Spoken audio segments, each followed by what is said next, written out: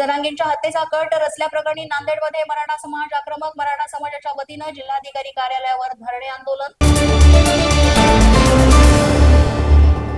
Mumbra railway अपघात प्रकरणात बुधवारी निर्णय होण्याची शक्यता. न्यायालयात महत्त्वाचे पुरावे करण्यात आले सादर. पुरुळी कांचन ते तळेगाव रेल्वेला शेतकऱ्यांचा विरोध. भूसंपादन होत असल्यानं शेतकरी भूमिहीन होतोय. सरकारनं विश्वासात घेतलं नाही तर तीव्र आंदोलन छेडण्याचा इशारा.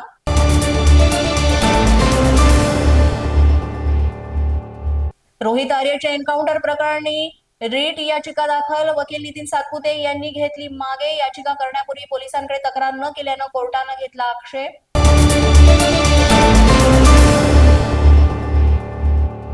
गडचिरोलीत अखिल भारतीय विद्यार्थी परिषदेचा गोंडवाना. विद्यापीठावर धडक मोर्चा. विद्यार्थ्यांनी संबंधित विविध मागण्यांसाठी मोर्चा. मागण्यांचा सकारात्मक विचार करण्याचं कुलगुरूंचं आश्वासन.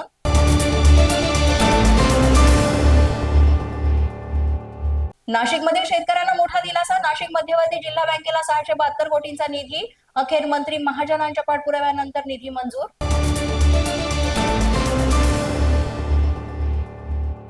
अमरावतीतील बनावट रक्त नमुन्यांचं प्रकरण पुन्हा चर्चेत. अधिकाऱ्यांच्या रक्ताचे नमुने रुग्णांच्या नावानं पाठवले. आरोग्य विभागाकडून अद्याप कोणतंही उत्तर नाही. जिल्हाधिकाऱ्यांकडे लेखी तक्रार दाखल. सामाजिक कार्यकर्ते स्वप्नील मांजरे यांची चौकशीची मागणी.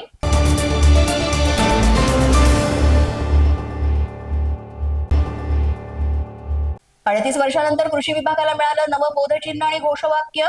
नवबोधचिन्ह आणि घोषवाक्याचं मुख्यमंत्री फडणवीसांच्या हस्ते अनावरण.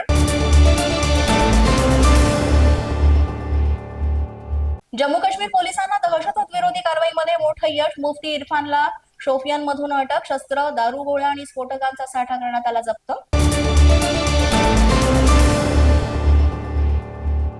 पार्थ पवार यांच्या कंपनीला मुद्रांक शुल्क वसुलीसाठी नोटीस. 10 दिवसात 42 कोटी रुपये भरा अन्यथा जप्तीची कारवाई. नोटीस देऊन 5 दिवस झाले तरी कंपनीकडून कोणतीच हालचाल नाही. पोलीस माझा न्यूजच्या या बातमीपत्रात आज इतकंच. तुम्हाला आमचं बातमीपत्र कसं वाटतंय याबाबत अवश्य अभिप्राय कळवा.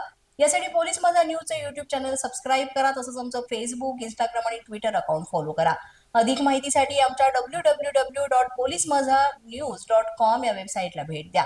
आमचे अधिकृत प्रतिनिधी व्हायचं असेल तर स्क्रीनवर दिलेल्या क्रमांकांवर आजच संपर्क साधा. आजच्या बातमीपत्रात इतकंच. पुन्हा भेटूया पुढील बातमीपत्रात. तोपर्यंत पाहत रहा पोलीस माझा न्यूज.